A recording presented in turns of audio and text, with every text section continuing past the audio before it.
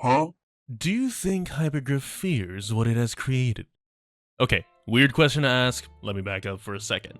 So, my last Dapan team, which I have dubbed as Salad Boss, really showed the potential of having a team dedicated to buffing a single operator. More precisely, it showed a way to make my already smooth brain even smoother with the power of Luigi. Okay, I probably need to explain this. In Mario Party, there's a running gag of Luigi being able to win by doing absolutely nothing, which is actually the case in a lot of minigames. It's honestly pretty impressive how long this gag has been running for, with the oldest and most popular one being from 15 years ago. But how does a Mario Party meme help me make a new team? That's right, I'm making a Dapan wins by doing absolutely nothing team. Now, obviously, I can't do nothing since I do need Dapan to walk towards the boss, but other than that, no battle skill, no basic attacks, no ultimate, and no dodging. Although, I don't think I've actually willingly dodged since I got this big panda. Now, unfortunately, I can't really just slot Salad Boss in and do nothing, because it doesn't work. So, back to the drawing board for team building. This is actually a good chance to show off what I consider when I choose characters for a team. Endfield has a surprisingly large amount of depth to its combat, from combo skill chaining to arts inflictions and reactions, but for simplicity's sake, let's focus on the three foundational mechanics of every game: damage, stagger, and sustain. These categories are pretty self-explanatory, with damage referring to your team's damage output, stagger referring to your team's ease of stacking stagger on the enemy, and sustain referring to the ability to keep your main controller operator alive. Most teams look a little something like this. A nice little distribution, with damage being the primary focus, stagger taking a second priority, and sustain being probably left to tactical items, leaving it at a relatively low value. For reference, Walk looks a little more like this. The damage is high, but as you can see, stagger is being shown as a higher value because it relies on a number of skills related to physical statuses that inflict a lot of stagger, as opposed to damage. Sustain is a little higher due to Dapan and Gilberta, but still a relatively low priority. Salad Boss ends up looking a little more unusual, with damage and sustain now at roughly equal percentages, while stagger is shown as the dominant category. This distribution reflects the focus that the team has on inflicting stagger, while greatly increasing sustain compared to Walk. As you can see, the resources a team has to fulfill these percentages is limited, meaning for one category to see an increase, another typically has to decrease. And now that I've shown you some baseline examples, here's what the new team's distribution is going to look like. Oh yeah, this is gonna be rough. To fulfill our distribution, we need to look at operators who have talents and skills related to sustain and damage reduction.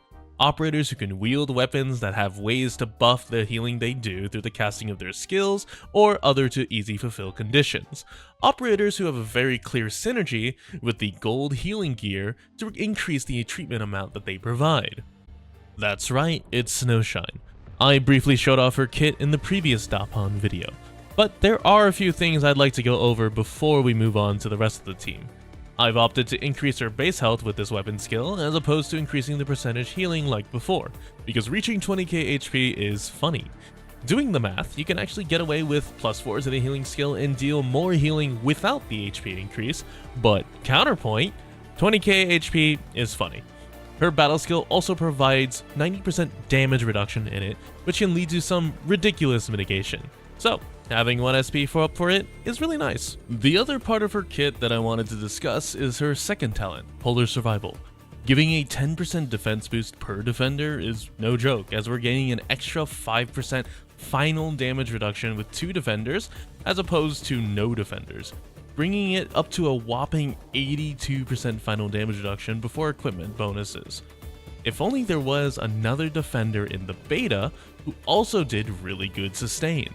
Ember is our second defender, and honestly, really good for both common packs and for elite units. What we want from her is her ult and second talent, both skills that provide healing. The stagger damage from both is nice, but really I'm here for the 13-second 500 top-up heal to reward eating every hit known to Enfield's kind, as well as our first get out of jail free card.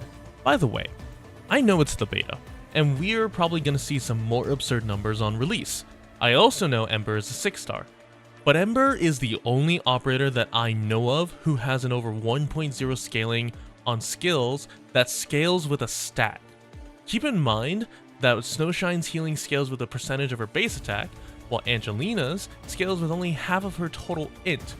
Ember's ult scales with a whopping 4.24 multiplier on will, while still giving all damage reduction to your team and decreasing the defense of all enemies hit. Oh, and it also does damage, and it staggers. It's definitely no lose 200 HP Hoderer, but it's getting there. She also gives us another instance of polar survival, so we're almost done maximizing our survivability. We just need one last thing. No healing team is complete without Zaihi. Well, there's not much to say here, other than her ult being really nice as a band-aid for those rough bursts, and, you know, a damage boost to make this go ever so slightly faster. You can use her battle skill as well to let everyone hit a little bit harder, but I will be completely honest and say that once her ult is charged, just stop using it. It's way easier, because you're going to want a lot of SP for spamming Snowshine's skill. And to really round things out, I've stacked Dapang to have an absurd amount of health, damage reduction and health increase kits, and a ton of will to boost the healing he receives from everyone. Something to note is that this also applies to his healing talent, meaning if I was attacking, every final hit would heal 4% of his max HP, which gets boosted to almost 1000 HP per final hit. But of course, we're not attacking, so we don't really count this in here. But keep it in mind if you do want to play the game with more than one hand. And so, our team has been built. All healing, some stagger, absolutely no damage.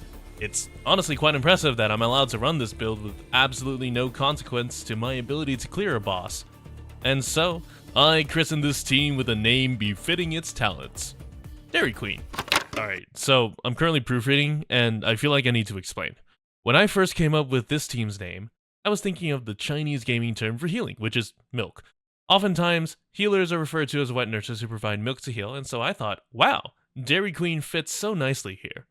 However, I took a good look, and it just so happens that every other character on my team other than Dapang is female, which looks a little odd. We're sticking with the name though, because it's the only name that I can think of that fits my restaurant theme, but, you know, if you have a better name, let me know. Now, here would be the big reveal that the footage in the background is the full unedited clear of Marble Aggelomoirai, and that it took this long to do the clear. And in any other case, any other team, you'd be right. Except it took me 10 minutes to do this clear, not including the first tentacle phase, which took 3 minutes, and that was with me attacking because it's technically not the boss. If I didn't attack in there, it'd be at least another 10 minutes. You know, it's honestly hard to believe that cutting out every other game mechanic to focus on only sustain would lead to such miserable damage output. Yeah, I know, it is a consequence of my actions. If you're interested in the full clear for some reason, I'll leave it linked in the comments as well as in the description. So, now that you have a better idea of where I'm coming from, I'll ask again. Do you think Hypergriff fears what it has created?